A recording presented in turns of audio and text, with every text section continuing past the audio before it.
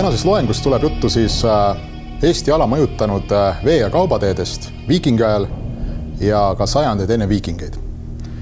Ja ettekande lõpuosas puudutame ka sellist temaatikat nagu paatmatused, arutleme nende olemuse ja võimaliku ajalise kuuluvuse ümber.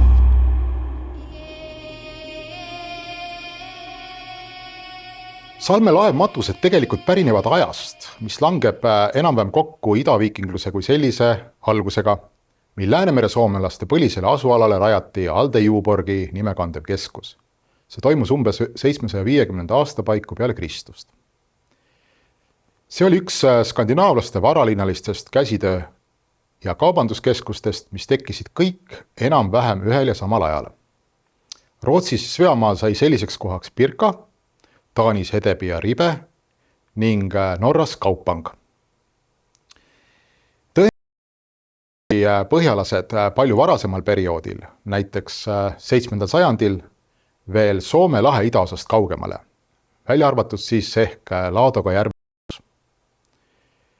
Eestist leitud importesemete leviku põhjal otsustades saame me aga väita, et esimese aasta 3. veerandil külastasid tänapäeva rootslaste esivanemad võrdselt nii Eesti põhja kui ka läänerannikut, sealhulgas Saaremaad. Viikingaja edenedes sai aga üha tähtsamaks ja tähtsamaks Soome lahe lõunarannik, mille lähedalt möödus siis tollase tähtsa kaugkaubanduste idatee ehk Austerveegri peamine haru, mis ühendas siis põhjalast tulnud kaupmehi Kaspia ja Musta mereäärsete aladega. See veeteede võrgustik ei tekkinud aga sugugi mitte üleöö. Nimelt kasutati Ida-Euroopa veeteid juba sajandeid enne viikingi aega. Viikingite osaks jäi üksnes eri teelõikude seostamine ühtseks tervikuks, Läänemerest Kaspia ja Musta mereni ulatuvaks süsteemiks. Nende teede kasutamise kogemusi ajaks juba nii mitmelgi Ida-Euroopa rahval, sealhulgas ka meie esivanematel Läänemere soomlastel. 3. ja 4. sajandi kontekstis väärivad kindlasti eraldi mainimist Rooma mündid. Et Rooma münte jõudis meile peaasjalikult tänapäeva leedulaste esivanemate kaudu Wisla suudmealalt. Need olid valmistatud Itaalias 1. 3. sajandil. Aga mööda Dnepri, mida siis hilisema aja kontekstis nimetatakse varjaagides kreeklasteni kulgenud veeteeks, seda mööda tulid provintsiaalrooma mündid. Ja nii huvitav, kui see ka pole, kuid meie lõunaraamblitel tegelikult provintsiaalrooma münte pole. Et tegemist on mingite müstiliste, poolmüstiliste otsekontaktidega Baltikumi põhjaosa ja tänapäeva Musta mere piirkonna vahel. Provintsiaalrooma münte leidub tavaliselt meil üksikult, kuid rahvusvaheliselt väga tähtis leid tehti siis 2015. aastal Põhjast Kunda jõe lähedalt, kui tuli päevavalgele üle 200 provintsiaalrooma mündi, lisaks olid seal ka kohaliku päritolu sõrmused, ehted, ja selle haardeleiu puhul on tegelikult kõige tähtsam see, et enamik nendest müntidest on valmistatud tänapäeva Türgi alal, Tarsoses.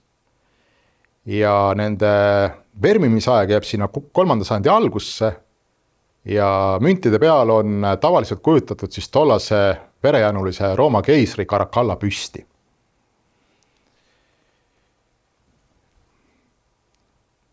Otsekontaktid Musta mere äärsete aladega tänapäeva Ukraina piirkonnaga on väga hästi jälgitavad ka 6. sajandil.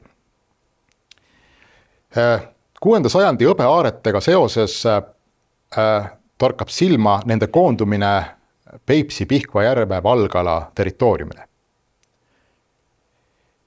Väga paljudes aaretes on taolised aagi ja aasaga suletavad hõbekaelavõrud sees, mis on valmistatud kusagil Dnepri ääres. Neid ei ole leitud lätlastelt, leedulastelt, valgevenelastelt, küll aga Peipsi järve mõlemalt kaldalt ja samuti Ida-Lätist veel Iika jõe äärest. Konkreetsel pildil olev aare on leitud Kagu-Eestist Viira veski lähedalt ja algselt sisaldas kogunisti 11 taolist kaelavõru, millest siis muuseumisse kogusse jõudis 4 eksemplari. Lisaks nendele Dnepripärastele kaelavõrudele on Emajõe äärest 2 erinevast kohast, nende leiukohtade vahe on umbes 20 kilomeetrit, tulnud päevavalgele 2 sellist hõbevaagnat. Nii uskumatu kui see ka pole, kuid tegemist on Bütsantsist pärit hõbevaagnatega ja neid kasutati siis algselt keisri õukonnas kastmete serveerimisel. Mõlemast nii Varnja kui Kriimani hõbevaagnast kirjutasid omal ajal põhjaliku artikli Eesti arheoloog Ülle Tamla koos saksa kolleegiga ja taoliseid vaagneid tegelikult me väljaspool Bütsantsi ei teagi ning kui me 6. sajandit vaatame, siis Bütsantsi hõbe on tollases Põhjalas Põhja-Euroopas ise äärmiselt haruldane. Lisaks eelpool mainitud Dnepripärastele kaelavõrudele ja Bütsantsi hõbevaagnatele on Peipsi-Pihkva järve algalast 6. sajandil tulnud päevavalgele veel mitmeid uhkeid aardeleide. Konkreetsel pildil on siis kujutatud Kardla-aaret ja miks ma seda eraldi välja toon, põhjus on selles, et enne teist maailmasõda tehti siis Tartu Ülikooli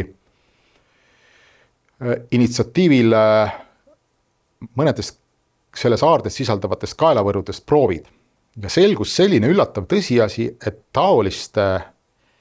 et konkreetse hõbeesemete valmistamiseks kasutatud telluuri leidub üksnes Transilvaanias. Nii et need kõik kirdleiud, kõik aardeleiud viitavad kaugetele lõunapoolsetele suhtlustele juba sajandeid enne viikingi aega. Siin tuleb mainida muidugi ka Rooma pronkslampi, mis on leitud samuti Emajõe äärest kavastust ja valmistatud on ta 1. sajandil Itaalias, kuid kolleeg Ester Oras võttis omal ajal siis lambiõli jääkidest proove ja selgus, et ka seda lampi on kasutatud viimati kusagil 1. aastatuhande keskpaigas peale Kristust. Nii et selle maapõue jäämise ühtib eelpool lähemalt tutvustatud hõbeesemete omaga. Lisaks nendele irdmuistustele on 6. 7. sajandist teada üks väga konkreetne kinnismuistis, kääpad. Ja nende kääbaste levik osutab samuti selle Dnepri veetee tähtsuse tõusule eelviikingi ajal. Et pole tõenäoliselt juhus, et just pikkkääbaste kultuuri tuumikuks olnud piirkonda, ehk siis Peipsi-Pihkva järv, Velika jõgi, Sebesi järv läbis tegelikult eelpool lähemalt tutvustatud Dnepri pealt tulev vee- ja kaubatee. Kui me nüüd räägime Salme perioodist või siis natukene hilisemast ajast, ehk siis päris viikingi aja alguses, siis paistab samuti Eesti kontekstis hõbeaarete ja ka esimeste Araabia müntide leiukohtade poolest silma Peipsi-Pihkva järve valgala ja selle lähiümbrus. Nii et küsimusele, kust regioonis siis saabus esimest korda viikingaeg Eestisse, siis õige vastus oleks arusaadavalt Kagu-Eesti, mida võiks kasutada paralleelselt terminit Suur Kagu-Eesti, mis siis ühtib tegelikult Peipsi-Pihkva järve valgala veeteede võrgustikuga. Aga oleme jõudnud nüüd vaikselt viikingi aega ja viikingi ajaga seoses olukord selles suhtes muutub. Nagu ma ennist mainisin, just see on see periood, millal skandinaavlased tegelikult võtavad üle varasemal ajal eksisteerinud veeteede võrgustiku ja nüüd on võimalik tegelikult kaupmeestel Põhjalast seilata võrdselt nii Kaspia kui ka Mustale merele. Kui me vaatame Eesti lähiümbrust, siis Soome lahes ristusid 2 veeteed, mis ühendasid tollaseid Skandinaavia keskusi Loode Venemaa omadega. Viikingaja tähtsaim veetee ehk siis Austerveegri ehk idatee allaru sai alguse Pirkast, suundus peale Ahvenamaa ja Edela-Soome sadamate läbimist Põhja-Eestisse ja siit juba said viikingid seilata edasi Kaspia ja Musta mere suunas. Tallinna lahes asuva Naissaare kohal ühines Austerveegri põhitrassiga aga ka üks Eesti ja Läti läänerannikut viikingi ajal mõjutanud kaubatee, mille tähtsus kasvas hüppelisest kadumist umbes 975. aasta paiku. Nimetatud veetee tekkel oli keskne roll Gotlandi saarel, kust pärit meresõitjad võtsid Kuramaa rannikule jõudes suuna põhja poole, läbisid siis Väikse väina ja oldigi juba Soome lahes. Seda konkreetset veeteed, mis siis mõjutas just Eesti ja Läti läänerannikut ning Saaremaad, seda markeerivad kõige paremini nii-öelda ehk siis 100-grammised hõbevõrud, mida on praeguse uurimisseisu järgi Gotlandilt avastatud üle 120 eksemplari. Ja kui me vaatame nüüd Põhjalat nagu tervikuna, siis terveid siukseid võrusid me Rootsist, Taanist sealt väga ei teagi, on mõningad aarded, kus on üksikud fragmendid sees, kuid seda huvitavam on tõsiasi, et terveid võrusid leidub just Eesti ja Läti läänerannikul. Ning Tallinna lähedal kuulus Vanamõi saare olevat neid rohkem, kui neid on kõigis väljaspool Gotlandi saart avastatud aaretes kokku. Nii et jah, konkreetsed võrud tegelikult markeerivad selle veetee kasutust ja selle kasutamise aktiviseerumist just 10. sajandi 3.–4. veerandi vahetusel. Siin on siis üks pilt veel, kus neid võrusid on meil leitud Eestist, et Matsalu lahe äärest omaaegsesse leivaküpsetusahju peidetud varandus, hõbevõrud, millest on muuseumikogudes jõudnud 3 eksemplari. Lisaks olid seal ka Baltikumi kõige varasemad viikingaegsed kaalud. Sellist esimest viikingaegset kaalutüüpi mujalt meil siin Baltikumist teada siiani polegi.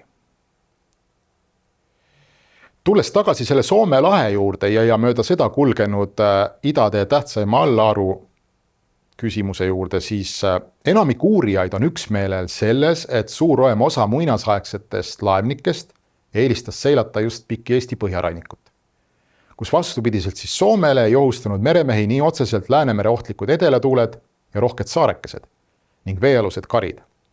Üheks määravamaks teguriks oli kindlasti ka asjaolu, et Soome rannik oli tollal väga hõredalt asustatud. Eesti põhjarannikul paiknevate linnusasulate võrgustik omandab ruumilises mõttes hoopis uue tähenduse, kui arvestada neid pisukesi vahemaid, mida viikingaegsed kaubalaevad olid üldse võimelised ühel päeval läbima.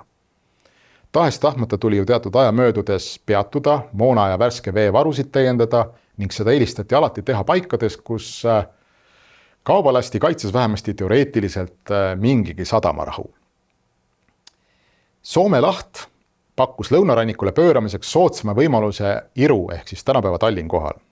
Hea ilmaga oli Soome rannikut tulles võimalik võtta kurss Naissaarele nii, et maa ei kadunud väidetavalt hetkekski silmist. Tegemist oli siis ka Soome lahe kõige kitsama kohaga, millest läbiseilamist pandi üldjuhul tähele nii lahe lõuna kui ka põhjakaldal. Lisaks paiknes siis Naissaare taga ka Baltimaade üks looduslikus mõttes soodsaimad sadamakohti, sobiva sügavusega ning tuulte eest hästi kaitstud Tallinna laht. Rajatud Põhja-Eesti ühel võimsamal viikingaegsel keskusel, Iru linnusel, olid lisaks eelpool mainitule kindlasti ka väga head looduslikud kaitseomadused. Idade kulgu just mööda Eesti põhjarannikut illustreerib siis lisaks Araabia rahadest koosnevatele rohketele aaretele ka muu arheoloogilise leiumaterjali, nagu näiteks ühe väga spetsiifilise savinõutüübi ja ka mõõgatüübi levik. Aga samuti ka Soome ja Rootsi päritolu ehete leiukohad, millised on nüüd eriti viimase aastakümne jooksul hakanud siit Soome lahe vesikonnast ehk Põhja-Eestist ridamisi päevavalgele tulema. Terveid ehteid tuleb vähe päevavalgele, sellepärast et Eestis oli ju nii-öelda traditsioonilisel viikingi ajal 9. sajand levinud totaalne põletusmatus ja enne tuleriidale asetamist murti ka need pronksist ehted tihtipeale tükikesteks ning järele jäänud tükid tegelikult sulasid, moondusid kõrges kuumuses tundmatuseni. Sestap on taoliste esemete leidmine, mis on enam-vähem terviklikud, Soome-Rootsi päritolu ehted, meil võrdlemisi harvadeks nähtusteks. Pigem kohtab selliseid väikseid tilgakesi, mida täpsemalt määratleda, interpreteerida me tänapäeval enam ei suuda. Mis nendesse Soome ehetesse puutub, siis minu jaoks on kogu aeg olnud kõige huvitavamaks leiuks niinimetatud moonnupotstega ammukujulised sõled. Aastakümned tagasi seostati taolist sõletüüpi, mis meenutab selgelt ambu, suurt ambu, pigem nagu Leedu Palanga piirkonnaga. Aga nii uskumatu, kui see ka pole, siis eelviikingi ajal võttis Soome millegipärast see lehteetüübi üle. Soome oli eelviikingi väga tähtis. Just Soome mõjutas eelviikingi ajal naabreid, mitte vastupidi. Ja Soomes hakati neid moonnupotstega ammukülisi sõlgi ise valmistama. ning meie põhjarannikule jõudnud esemed on siis tõenäoliselt Soomest pärit, puudutavad tegelikult näiteks 7.–8. sajandil toimunud kontaktide intensiivistumise Soome lahe lõuna ja põhjakalda vahel. Need ehted ja aarded, need kõik osutavad loomulikult rahumeelsele suhtlusele, aga meil siin Põhja-Eesti linnusasulatest ja ka tavalistest asulatest ning isegi saartelt on tulnud välja selliseid Skandinaavia päritolu, milliseid kohtab ka skandinaavlastega seotud Venemaa asustuskeskustes. Ning tegemist võib olla ja saab olla tõenäoliselt üksnes Rootsist pärit sõjameeste kohalolekuga ehk siis ründega. Kõikvõimalikele irdmuististele, erinevatele esemetüüpidele on jällegi olemas meil üks väga konkreetne kinnismuistise tüüp. Meie viikingaja kõige monumentaalsem märk ehk siis linnusasula, mille levik tegelikult peegeldab samuti viikingiaegse idade tähtsaima allaru kulgu. Nagu me näeme, siis on linnusasulaid, mida on hetkel, ega neid väga palju enam tänapäeval juurde ju ei avasta, hetkel teada üle veerand 100, neid on avastatud siis peaasjalikult Soome lahe vesikonnast ja ka Peipsi-Pihkva järve Valgalast. Nagu te kaardilt näete, siis Saaremaa Eesti on selles mõttes täiesti tühi.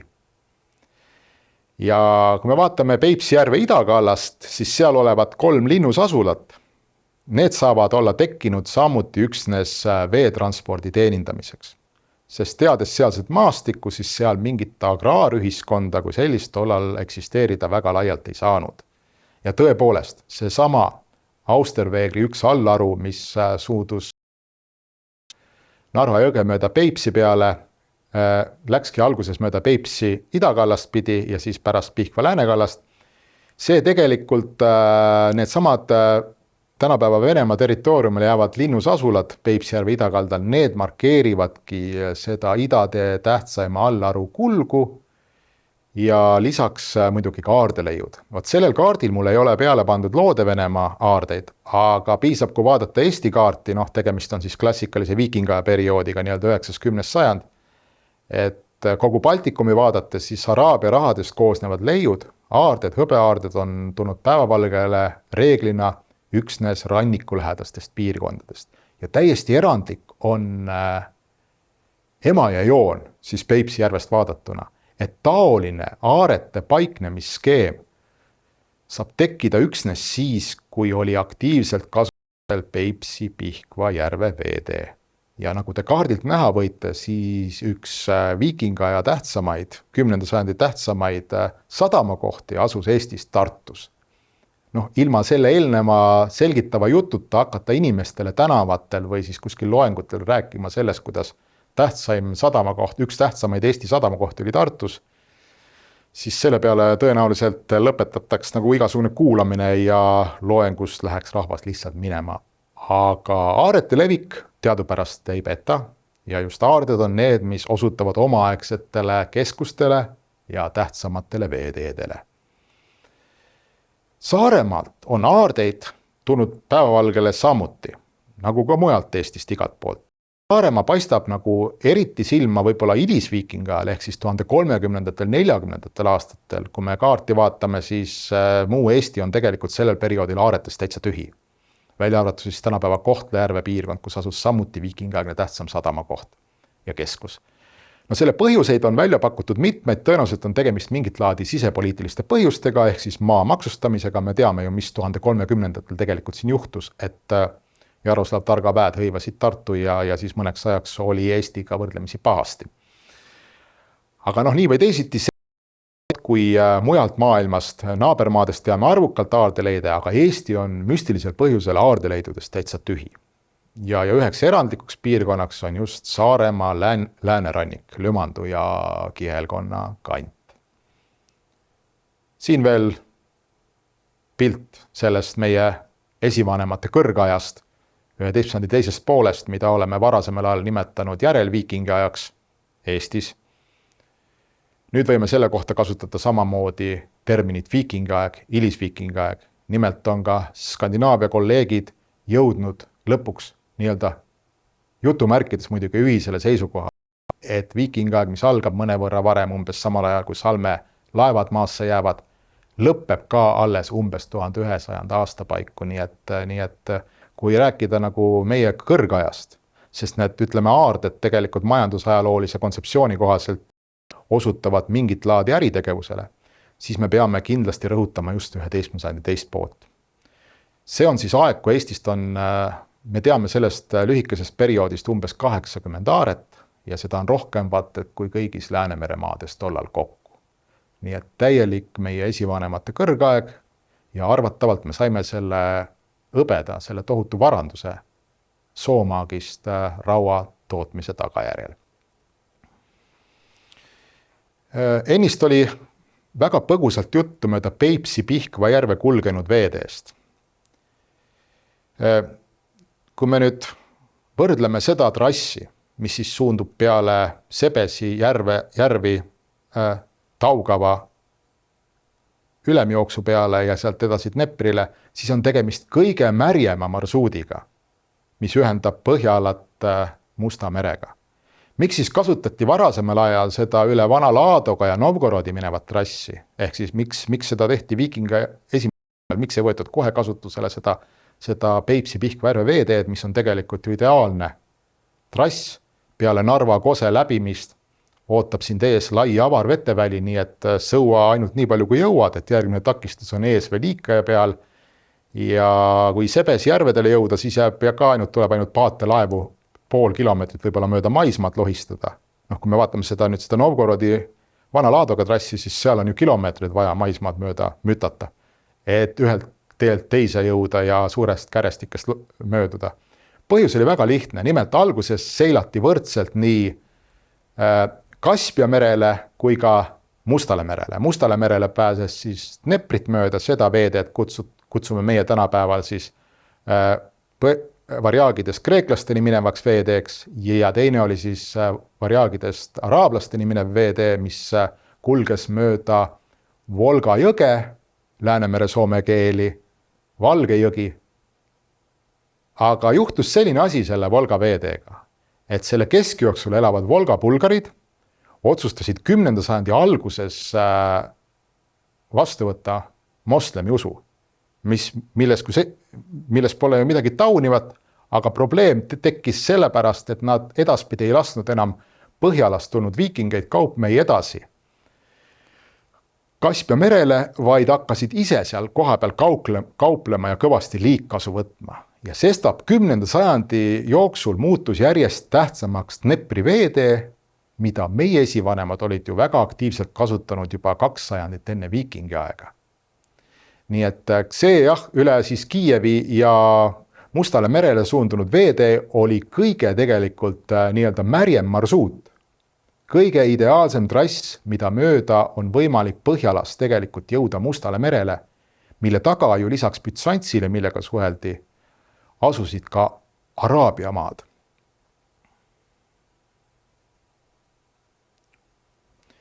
Ja võib-olla selle veeteede teema lõpetuseks mainiksin ka seda, et kolleeg Ivar Leimus on siin aarete materjali analüüsile, ta ei ole mitte ainult Eesti aardeid nagu analüüsinud, vaid kogu Põhjala aardeid koos kolleegidega. Ja tuleb välja selline üllatav tõsiasi, et just meie esivanemad olid need, kes 11. sajandi alguses siis seilasid seda Dnepri veeteed kõige viimastena Põhjala rahvastest. Nimelt on meil Kagu-Eestist tulnud välja hiliste Araabia dünastiate verminguid päris arvestataval hulgal ja mujalt tegelikult tänapäeva Loode-Venemaalt ega Kesk-Venemaalt ega ka Põhjalast, välja arvates muidugi Gotland, taolisi münte tegelikult leitud polegi. Nii et meie, nagu ütleme, alustasime selle Dnepri veetee kasutusega ja meie olime ka viimased, kes seda mööda arvatavalt siis nii-öelda viikinga ja lõppedes lõunasse suundusid. Tegelikult ka paatmatused, millest on Eestis hämmastavalt vähe juttu tehtud, välja arvatud siis Salme tegelikult kuulsad laevad. Ka need tegelikult, ka nende asukoht osutab, nende leiukohad osutavad tegelikult selle idatee tähtsaimale allarule, mis siis kulges omal ajal 9. 10. sajandil ja ka varem mööda Soome lahte. Noh, see on tegelikult teada-tuntud fakt, et Läänemere piirkonna laevaehitustradisioonis oli siis hiljemalt 3. 4. sajandil peale Kristust kinnistunud niinimetatud klinkerplangutus, mille käigus siis üks osaliselt katvad kereplangud ühendati raudneetidega ja toestati kaartega. Arheoloogiliselt ilmuvad Skandinaavias ja Soomes needid tegelikult arheoloogilisse leiumaterjali kusagil 6. sajandil. Ehk kui hakatakse kadunuid laevades, paatides põletama ja tuld saanud raudneedid siis jäävad nagu kalmistule tõestusmaterjaliks maha. Eestist on leitud praeguse seisuga 10 paatmatust. Termin paatmatus, mille asemel mõned aastad tagasi kasutasime Eestis ka sellist nimetust nagu paadismatus, hõlmab tegelikult võrdselt nii laevu kui paate. Kui me vaatame levikukaarti, siis on peaasjalikult on need täna päevalga tulnud Tallinna lähedalt ehk siis Iru tagamaalt ja ajaliselt on huvitav tõsiasi, et vähemasti 4 neist pärinevad eelviikingi ajast ehk siis samast ajast, kust on pärit teada-tuntud Salme lahingmatused. Kusjuures 2 leidu, Lagedi ja Aseri, on isegi varasemad kui Salme. Et neid on minu kolleegide poolt, eelkäijate poolt dateeritud umbmääraselt 7. sajandisse, kui Salme laevmatuste dateeringud praeguse seisu järgi jäävad sinna 700-750 aasta vahelisse perioodi. Peaasjalikult on tulnud neid välja lood Eestist. Tegelikult me ei peaks seda levikukaarti nagu väga nagu tõsiselt võtma. Pigem see peegeldab praegust uurimisseisu, et Ülemiste Jägala jõe asustusmassiiv, et seda on lihtsalt nagu kordades põhjalikumalt uuritud ja kaevatud kui Tallinnast lääne poole jäävat ala. Aga see Tallinnast lääne poole jääv ala ehk siis Muistne Vomentagana piirkond, Keila ümbrus, see paistab muidu silma juhuleidude poolest, et just Soome, Rootsi päritolu ehted, aardeleiud, mis osutavad otsekontaktidele Gotlandiga, ümber Keila on näiteks suur aarete vöönd ja nii edasi. Aga seal ei ole nagu arheoloogilisi kaevamisi nagu tehtud. Kolleeg Mati Mandel on Keila ümbruse küll korralikult omal ajal läbi inspekteerinud, mustised on tuvastatud, aga nii uskumata, kui see ka jällegi pole, siis see on just see ala, kus ei ole teostatud praktiliselt ühtegi viikingi aja objekti nagu tõsisemad kaevatööd. Ja lisaks siis selle Ülemiste Jägala jõe asustusmassiivile kohtab neid paadineete, laevaneetega Pirita jõe ülemjooksu alal. Huvitavaks faktiks on see, et nende Põhja-Eesti rannikuvöötme paatmatuste leiukohad seostuvad eelkõige väga sageli Rooma või ka eelrooma rauaaegsete tarantkalmetega, mis on Eesti ühed monumentaalsemad matmispaigad, mis selleks ajaks, eelviikingi ajaks ja viikingi ajaks olid juba tegelikult sajandeid nagu maha jäetud. Seda, et krematatsioonipaikadena on kasutatud vähemasti mõningatel puhkudel ära juba varasemaid tarantkalmeid, sellele on osutanud nii arheoloogid Valter Lang, Mati Mandel kui ka Ülle Tamla. Et konkreetsel pildil olev tarantkalme on rekonstruktsioon ehk siis Kõmsi tarantkalme peale selle kaevamist ja uuesti üles ladumist. Igal juhul on paatmatused tulnud väga sageli päevavalgele nendest samadest krematatsioonipaikadest. Krematatsioonipaikasid on meil Eestis otsitud ka mujalt, mõningad paatmatused on põletatud ka Kalmel, aga reeglina jah, nende leiukohad just seostuvad selliste maastikule eristuvate varasemast ajast teadaolevate monumentaalsete matmispaikadega. Koos arvukate laevaneetidega muidugi on saadud ka esemelist materjali, mille järgi me oskame neid paatmatuseid üldse dateerida ja paatmatustega seostuva esemelise materjali hulgas torkab silma see, et nad on selgelt levinud Eestisse Soomest. Et kui Soomes endas võetakse paatmatused kasutusele 6. sajandil, siis Eestisse jõuavad nad Edela-Soome kaudu 7. sajandil ja see asjaolu viitab tegelikult väga selgelt hilisema idatee ehk siis Austerveegri Läänemerega seotud lõigu kasutamise aktiviseerumisele eelviikingi ajal. Hoolimata sellest, et meil Eestis on teada kogunisti 10 erinevat paatmatust, ei ole need muud varasemad leiud, mis on tehtud juba aastakümnete eest, kuidagi võrreldavad Salme kuulsate lahingmatustega. Seda lihtsalt seetõttu, et Salme lahingumatuste puhul on ju veesõidukid jäänud põletamata ning need Salme lahingmatused kannavad endas väga unikaalset informatsiooni tollaste laevade välisilme, neisse maetud sõjameeste arvu, relvastuse, tarbeesemete ja muu sellise kohta. Nii et jah, paraku laevmatustest me midagi väga palju välja ei loe tollaste veesõidukite välisilme suuruse kohta, samuti me ei tea neisse maetud isikute arvu, seda väga lihtsalt põhjusel, kuna Eestis oli nii eelviikingi ajal kui ka viikingi ajal ikkagi valdav kollektiivmatus. Et kui me ka laevmatused ja paatmatused kõrvale jätame, siis ka meie üksikud tegelikult matused on reeglina üksteisest eristatamatud. Ja selline on meie tollase matmiskombestiku eripära, mille üle meie arheoloogid oleme muidugi ääretult kurvad. Ja nagu ennist sai öeldud, meil Eestis puuduvad ju traditsioonilisel viikingi ajal, klassikalisel viikingi ajal, 9.–10. sajandil ju täielikult laibamatused. Kui nüüd üks leid Keila lähedalt Kanama teeristilt kõrvale heita, mille juures oli seal 8.–9. sajandi vahetuse mõõk, siis laibamatuseid me tegelikult 9.–10. sajandist ei tea. Esimesed üksikud laibahauad jõuavad Kirde-Eesti kaudu siia kusagil 2. aastatuhande vahetuse paiku ning esimesed laibakalmist kohtab alles 11. sajandi esimesel poolel Peipsi järve läänekaldal. Sellega ma lõpetaksin ja viimase slaidina siis näitaksin teile pilti, missugune näeb välja tänapäeval viikingiaegne sadamakoht. See on siis tüüpiline viikingiaegne sadamakoht, mis on meil ka lokaliseeritud ja see paikneb Lood-Eestis.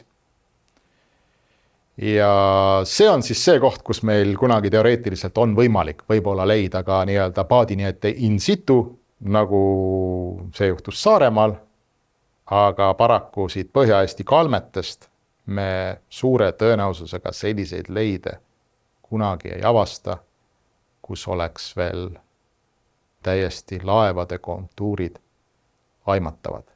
Meil on lihtsalt hunnik neete, hunnik importasju ja sellega kahjuks asi piirdubki.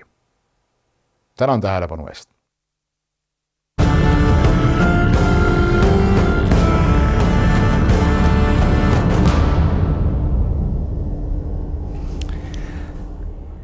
There is a question from the workshop environment. What does the reference, the Viking vessels could have only traveled shorter distances during the day, mean? It is unclear because Skuldelev reconstruction testings have been able to travel from Europe to Iceland and further in one go, hence covering bigger distances than in northern Estonia. Unfortunately, this presentation seems to give a rather narrow definition of seafaring in the past, referencing both vessel and human capabilities. I think, as Mauri can't answer this, I think this is a good comment on the capability of what is the longest distance a vessel can go in one go without going to the seashore. But there might be another aspect looking at it, whether the seafarers chose to sleep on the deck of the ship or whether they wanted to go to the shore for the night as well. but and the second comment from Marika. But because this part about it, the question was directly read from my book. And this is my idea, actually. So that when I was talking of this, like, distance, then we just know that when, as long as these Viking ships were peaceful and they were trade ships, they normally tried to land at night because there were different dangers at night. There were some traditions, or like it was completely legal for people in the Viking Age to rob the boat, to kill the men, or at least plunder the weir, as long as they stayed outside harbors. And this argument was actually my argument. Say that we see that along the northern Estonian coast, then the harbor sites, which defined by the nature or terrain, but they are normally also approximately 1 day's sail from each other. So we have another question. This is out of curiosity to maybe Jon. How many ship burials do we find east of Salme? I mean, Finland and present-day Russia or Lithuania, more Baltic regions, but in the east.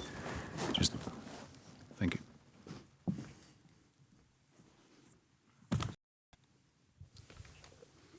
Frankly, I don't know. We have the Ibn Fadlan burial, of course, known from the literary sources. I don't know really. I don't. And Neil shakes his head. So it is primarily a Western phenomenon. So from present-day Sweden, and then when we come into the 9th century, there are hundreds of them in Norway, some in Denmark, and of course a few ones in the British Isles. So. And Jon, another one. The Valsjärd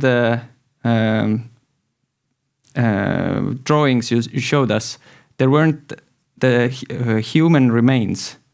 Are they very decayed, or where were the bodies there? That's a thing that has been debated a lot through, and it